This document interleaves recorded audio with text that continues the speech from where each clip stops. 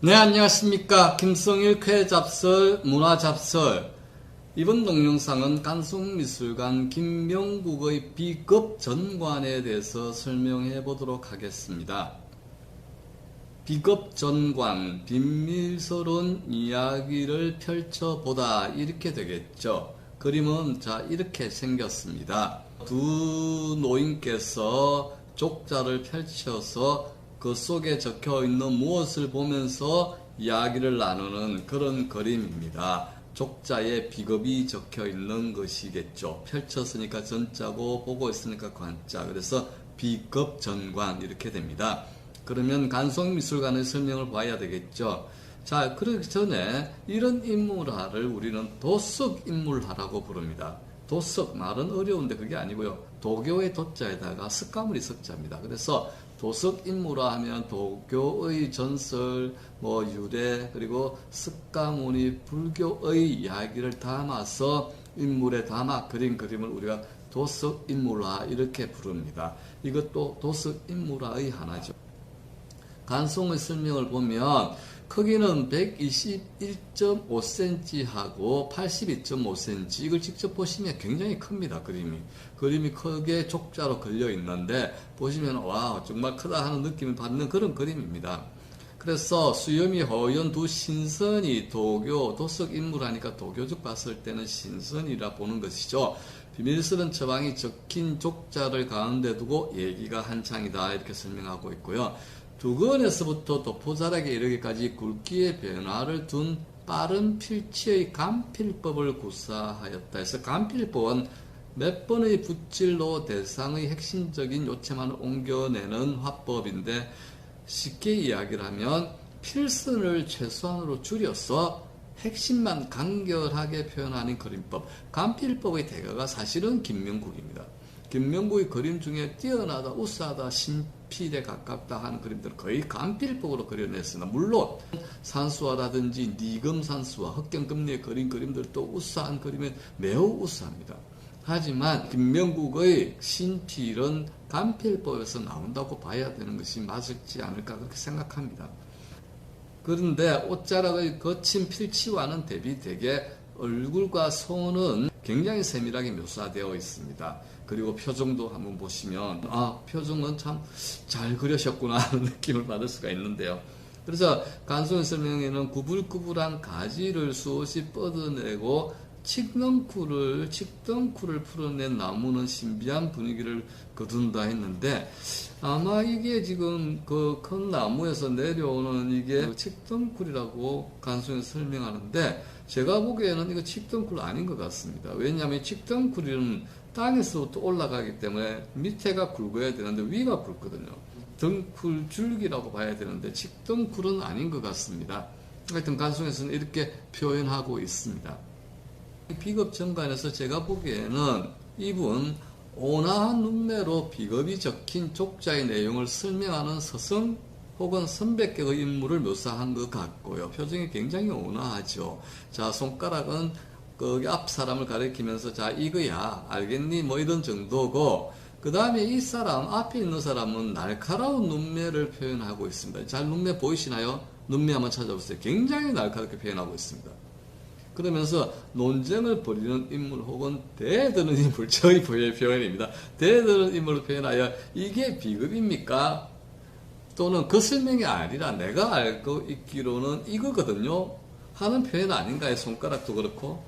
그렇게 두 분이 마주보고 앉아 있는데, 더 재밌는 거는 아직도 비급이 남아있다는 두루마리 족자를 그려서 여운을 남긴 절묘한 묘사가 아닌가, 저는 그렇게 생각이 듭니다. 또 더 보시면 이 나무인데요, 인물을 묘사한 능력도 김명국은 최고의 경지에 있지만 비급 전관의 신비성 혹은 신기는 나무를 단번에 그려낸 듯한 속도감과 동태감과 그리고 고도의 균형감을 표현했다는 것입니다. 그래서 김명국이 왜 신필인지를 보여주는 파격을 잘 보여주고 있습니다. 혹시 여러분들이 도석인물화나 그리고 조선의 산수화나 또는 동양의 어떤 그림을 봤을 때 나무를 이렇게 표현한 사람을 본 적이 있습니까? 그런 그림을 보신 적이 있습니까? 아닐 겁니다. 이게 김명국입니다. 김명국은 이걸 그렇게 세밀하게 묘사한 것도 아닙니다. 그냥 단번에 그려내면서 전체 그림의 구도를 완성해내는 그런 능력을 지녔더랬습니다. 그래서 인물의 옷을 간필법으로 묘사해서 강한 감명성을 부여하지만 인물은 역할을 세밀하게 묘사한 건 역시 감히 흉내내기 어려운 차원으로 보입니다. 즉 인물을 잘 그리는 화가는 많았지만 그림의 주제를 내면으로 담아내는 화가는 많지 않았어 김명국은 이를 아주 쉽고 자연스럽게 담아내는 차원이 있었습니다. 옷의 감명성을 잘 나타내고 있습니다. 자, 연단 김명국에 대해서는 사실 동영상으로 제작하고 싶은 것이 많은데 여러 가지 저작권 문제가 있어서 캡처를 못 해와서 이 정도로 마칠 텐데요. 연담은 누구보다 개성적이고 파격적이고 당대 2단이고 기인이었더랬습니다. 그리고 세상 사람들은 그를 알아주는 이 많지 않았지만 일본에서는 당시 유행했던 도속 인물화, 선화에 대한 인기가 매우 높았습니다. 그래서 저번에 동영상에도 말씀드렸듯이 조선통신사 일행으로 일본에서는 꼭 김명국을 보내달라고 요청하는 그런 상황까지도 있었더랬습니다. 그래서 일본에서 인기가 많았던 화가 하면 김명국이라고 그렇게 부를 수가 있습니다. 지형에 젖은 낭만적이고 해학적인 사람이었지만 자기가 추구하는 그림은 아주 뚜렷했는데 이거는 그 궁중에서 그린 그림이나 또는 산수를 그린 그림이나 니금산수에 나오는 그림이나 김명국의 경지는 최고의 경지에 있으면서도 자기의 이상을 표현하는 도교적 견지에서의 간피법을 사용한 달마도라든지 수루예구라든지 이와 같은 비급 정관이라든지 이런 것이면 거의 천재성이 나타나죠. 그래서 심지어 남태영 같은 경우에는 신필이라고 그렇게 평가를 내리는 이유가 거기에 있습니다. 그리고 어찌 보면 절파화풍의 구현에 아주 충실했고 이를 조선적으로 재해석했다는 경지에 이르렀는데 절파화풍은 흑백의 대비가 뚜렷하고 간결한 그림을 그려내는 절강성 출신의 그런 사람들이 그리는 그런 독특한 기법을 절파화법이라고 하는데 대표적인 화가가 조선에는 바로 이분 김명국입니다. 연담 김명국입니다.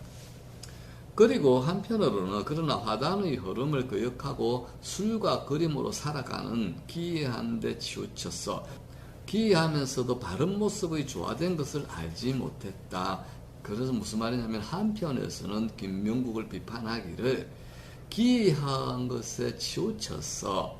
정석 그림을 그리는 데는 좀 소홀했다.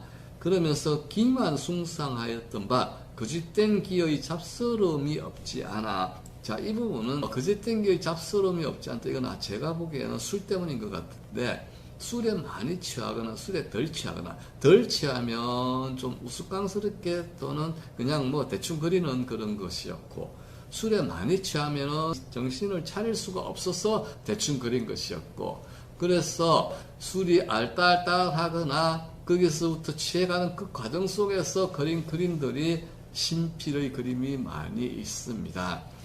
그리고 잘못 정교하고 치밀한 묘가 모자랐다. 이게 다 술 때문이 아닐까 그런 생각이 듭니다. 이게 누구의 평가냐면 남태응의 평가입니다. 남태응은 김명국을 신필이라고 말한 첫 사람이면서 김명국 이전도 없고 김명국 이후도 없는 신필을 발휘했다. 이렇게 평가한 사람이지만 김명국에 대해서 이런 비판도 하고 있습니다. 그래서 시대의 이단화 기인으로서 살아가면서 술과 그림을 함께 하다 보니 어떤 작품은 신필에 가까운 작품이 나오는가 하면 어떤 작품은 태만하게 그린 작품도 나온다. 이런 것을 갖다가 남태영은 꼬집어서 이야기를 하는 것입니다. 그래서 기만숭상했다 해서 그 어떤 느낌, 감으로 그림을 많이 그린 거 아닌가. 정성을 들여서 신중하게 그린 것은 너무 많지 않다. 이런 평가인 것 같습니다. 김명국의 그림은 그렇게 많이 남아있지는 않습니다만 여러분들께서 조선의 신필 김명국을 기억해 주셨으면 어떨까 하는 생각이 듭니다. 그래서 우리가 이 김명국을 기억하면서 그 사람이 추구했던 인생, 그 사람이 추구했던 예술세계, 그 사람의 능력에 대해서 한 번 더 평가해보는 그런 계기가 되었으면 좋겠습니다. 아쉽게도 김명국에 대해서의 설명은 이 비겁정관으로 마무리해 보도록 하겠습니다. 여러분들 이제는 김명국에 대해서 좀 아셨는지 모르겠네요. 네, 감사합니다.